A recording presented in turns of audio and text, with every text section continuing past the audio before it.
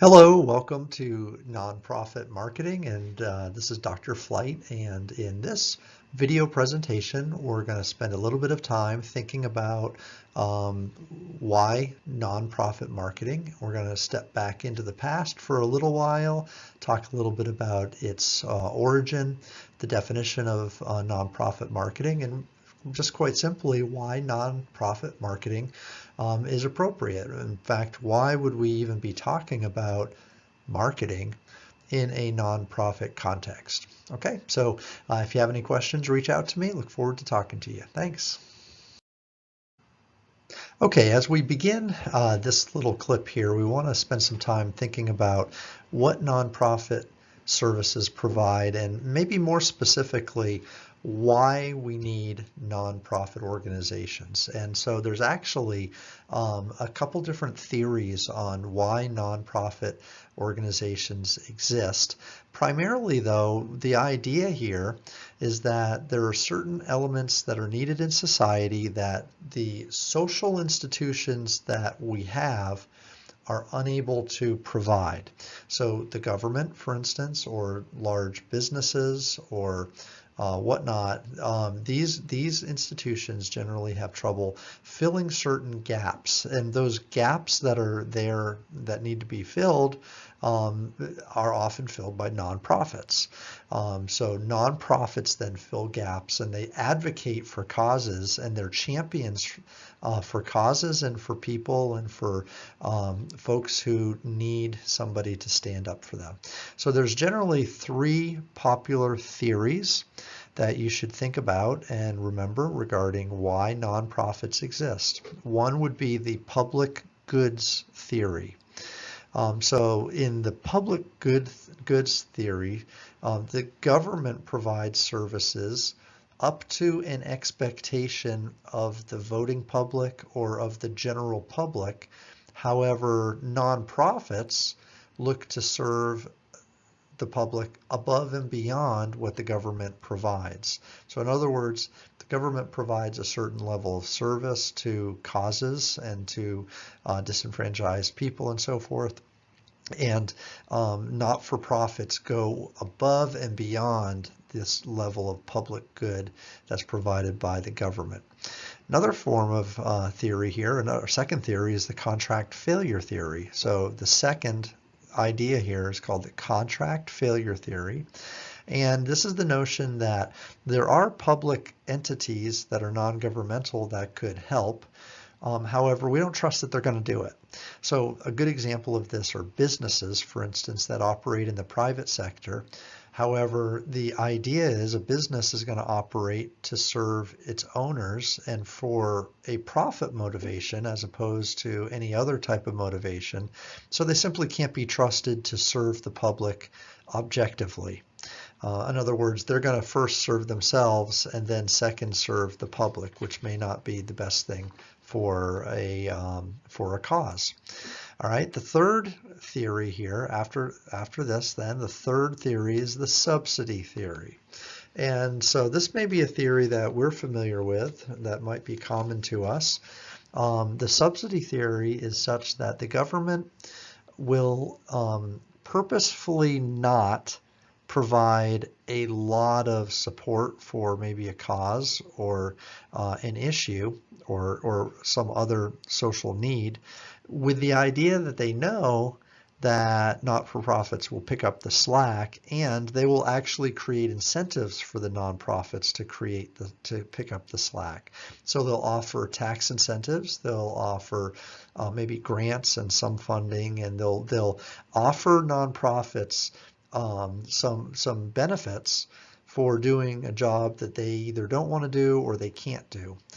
So therefore, they're subsidizing the not-for-profits for doing things that they're not doing. Okay, so three theories then that help us better understand the purpose, the motivation or the cause of why nonprofits exist. So public good theory, contract failure theory, excuse me, and subsidy theory would be things to recall. All right, moving moving forward, we have at our disposal a whole bunch of resources that can help us understand where nonprofits are and give us information about nonprofits. Okay, so just to list some of these, there's the National Council for Nonprofits, the Society for Nonprofits, and they produce a magazine called Nonprofit World. We have the National Association of Nonprofit Organizations and Executives, Nonprofit Times, GuideStar, which is an online resource. So if you download these notes or you just simply type in guidestar.org, that will help you out. And then also Forbes has a nonprofit council. So there are a lot of organizations then that can help you find not-for-profits and give advice for not-for-profits. And if you think about not-for-profits as being a viable business sector or viable professional sector, then like all professions, they're represented by organizations. So these are good resources for you to tap into as you think about and you move forward in the nonprofit world. All right, now lots of folks are confused in terms of what nonprofits do and what they don't do and what their role is. So here are some myths, and here are some busted myths. Nonprofits, they say, are important, but they don't add much to the overall economy.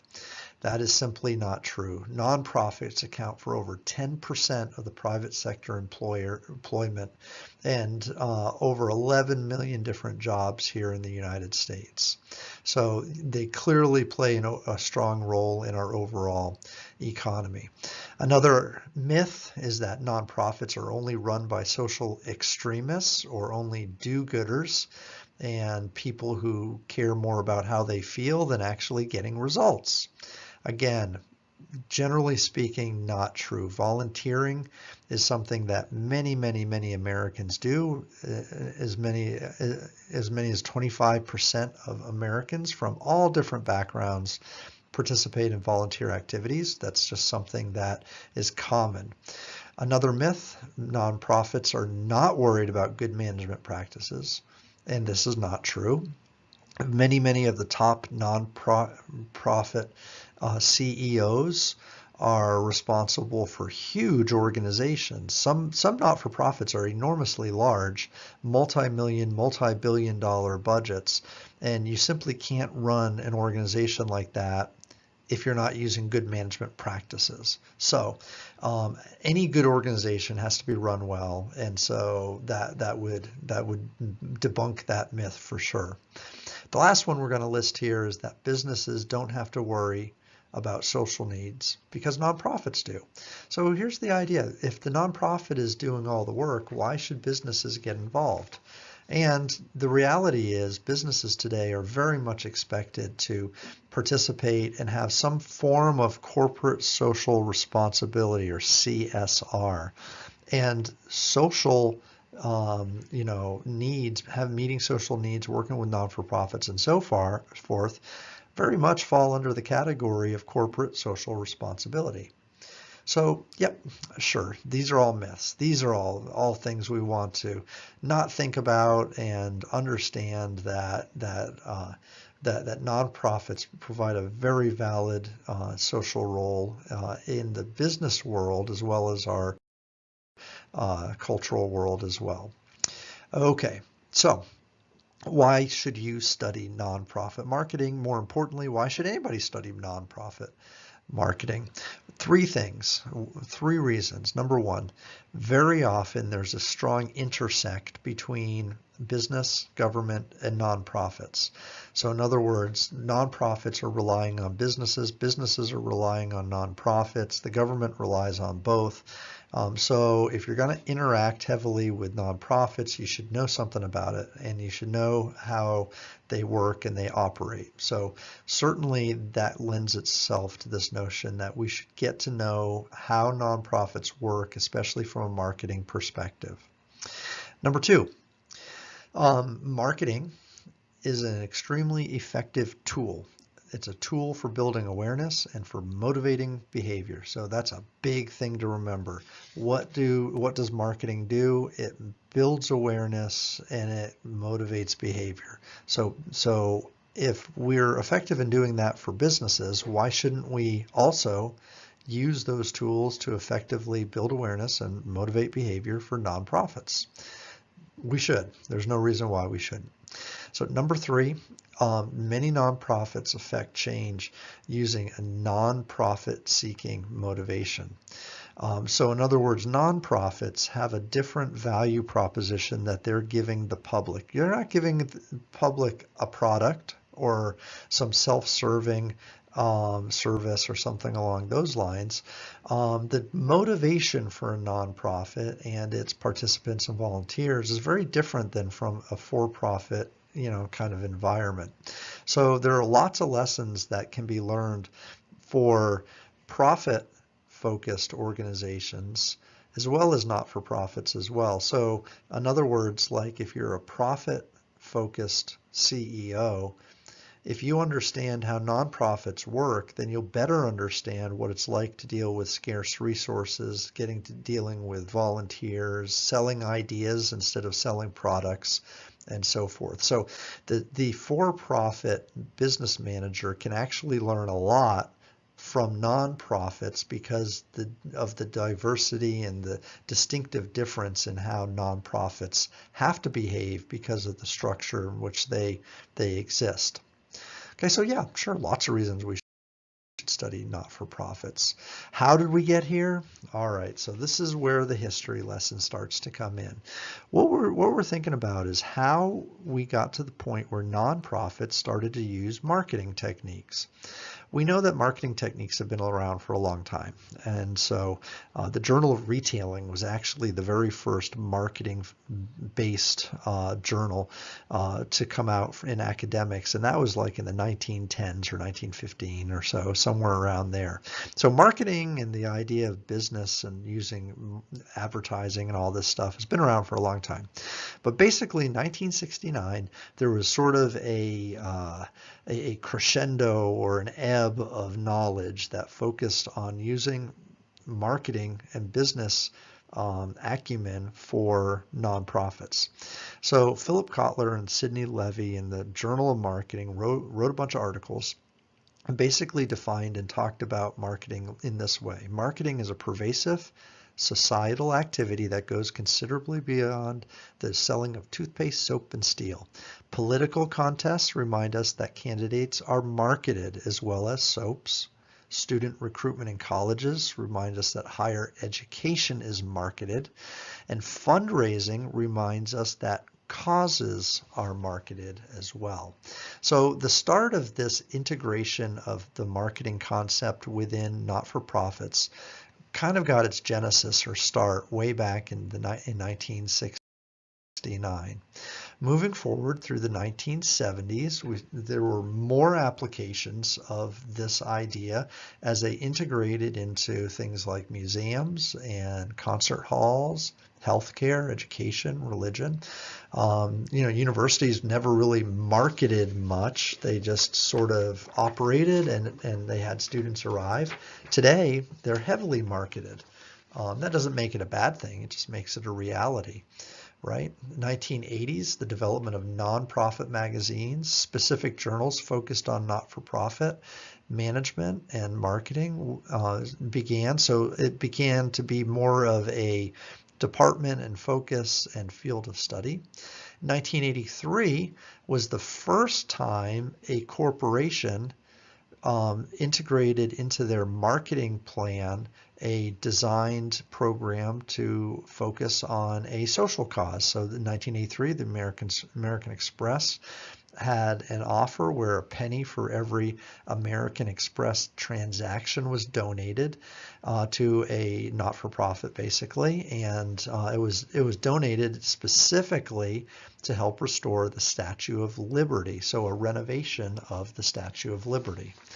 And that's really kind of the bellwether event, if you will, in cause marketing from a business perspective and using a cause as part of its marketing campaign. So we actually have two things going on here. Number one, we have nonprofits using the marketing tools to better, kind of run their business. And then we also have for-profits that use social causes to help promote their business on that end of it too. So there's kind of two directions that we're going to look at throughout this term and highlighted here.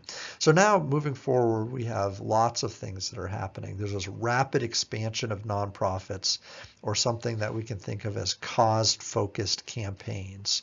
And these can be run by anybody. They don't have to be run by a not-for-profit. Consider the GoFundMe campaigns that are out there, where individuals, not necessarily nonprofit organizations, are funding themselves for personal needs.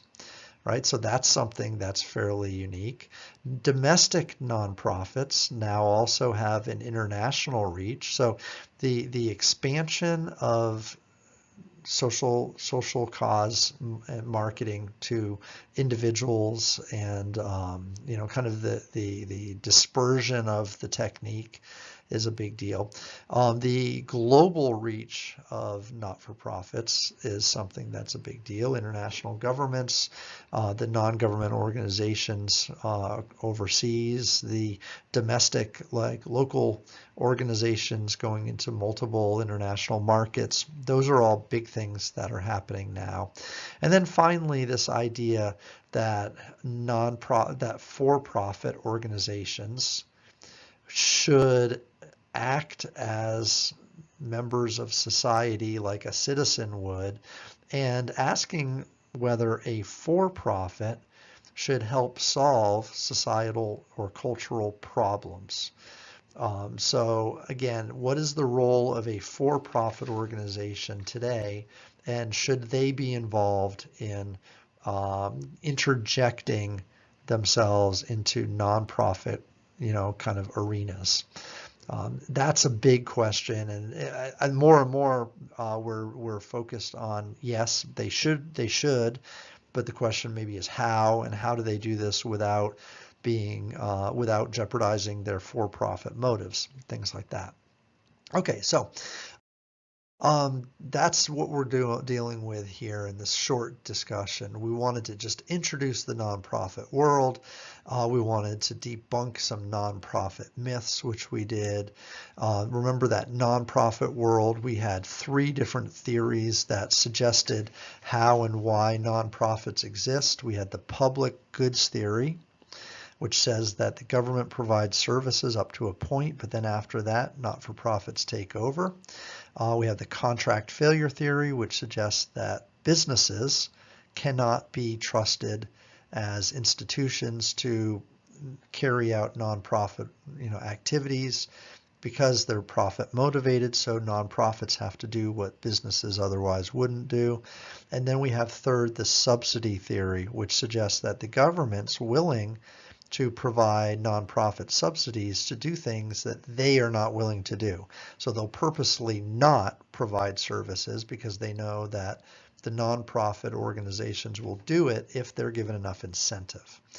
All right, so don't forget those theories. Those 3 theories are important.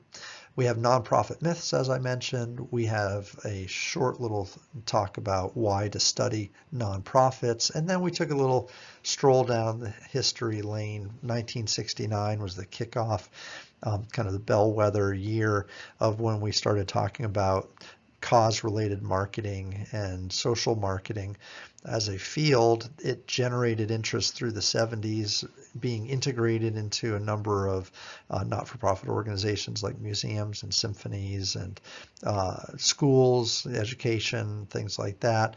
1983 was American Express's introduction of cause-related marketing within a firm, and then we cruised on into issues that we're dealing with today. So just a summary then of what we did in this particular talk. Look forward to hearing feedback from you. If you have any questions, please let me know. Look forward to hearing from you. Thanks for listening.